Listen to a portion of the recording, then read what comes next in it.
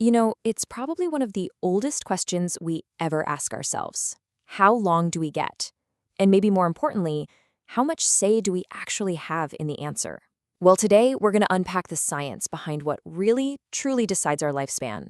So, what's the deal? Is it all just mapped out from birth, like some genetic lottery we can't change? Or are we the ones holding the pen, writing our own story with every single choice we make? That's the big question we're tackling. All right, let's start with the one most people think of first, our genes, that genetic blueprint.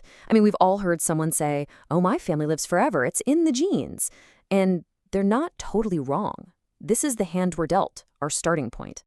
Our genes can absolutely give us a head start. Maybe it's a natural leg up against certain illnesses. On the other hand, they can deal us some challenges, right? Like a family history that points to a higher risk for things like heart disease.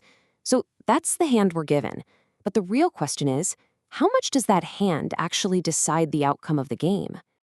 Well, here's where it gets really interesting. Believe it or not, all that genetic stuff, according to a ton of research, it only accounts for about 20 to 30% of our lifespan. That's it.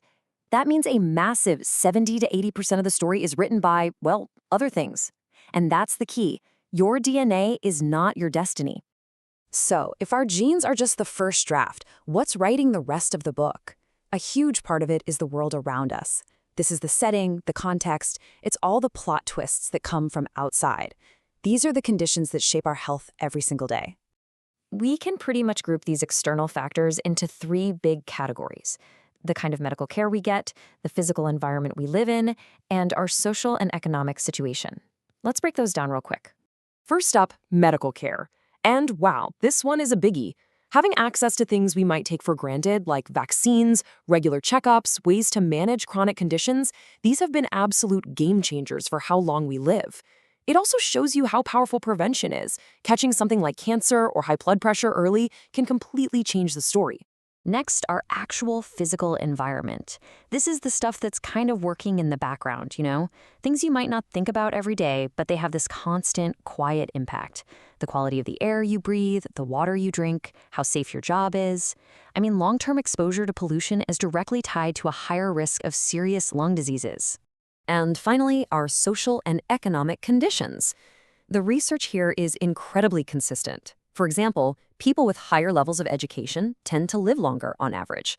Same with higher income, which makes sense, right? It usually means better access to good healthcare, healthy food, and all those other vital resources.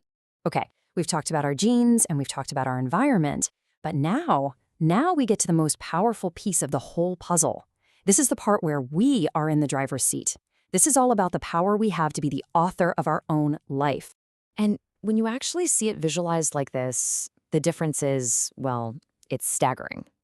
It's not even close. Our day-to-day choices and our mindset completely dwarf the influence of our genetic code.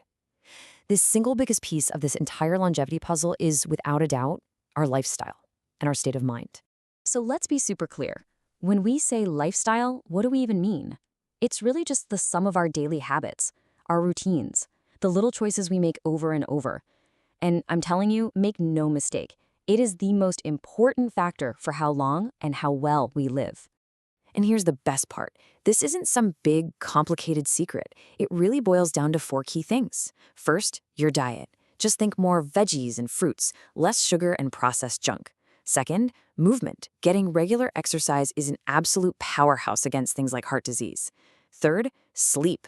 It's not a luxury, people. It's a biological must for keeping your body healthy. And finally, the stuff to avoid. Kicking habits like smoking or too much drinking is like making a direct deposit into your future health account. And it's not just about your body. Your mind plays a massive role here. We know for a fact that things like chronic stress, anxiety, and depression can seriously up the risk for physical problems. But look at the flip side. A positive outlook, things like optimism, having strong relationships, even just a sense of purpose, all of that is consistently linked to living a longer, healthier life. So let's put all the pieces on the table. Our lifespan isn't decided by just one thing. It's really a formula, right? There's a small part genetics, a pretty big part environment and medical care, and then there's the largest, most powerful part, and that's you. It's your choices. I think this quote just sums it all up perfectly. It's true. You can't go back and change your genetic blueprint, but you are the one building the house.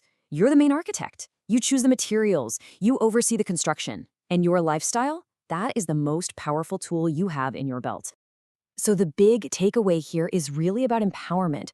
Of all the things that influence how long you're going to live, your lifestyle is the one you can grab with both hands. It's your biggest lever for change. So the only question left is, which habit are you going to pull first?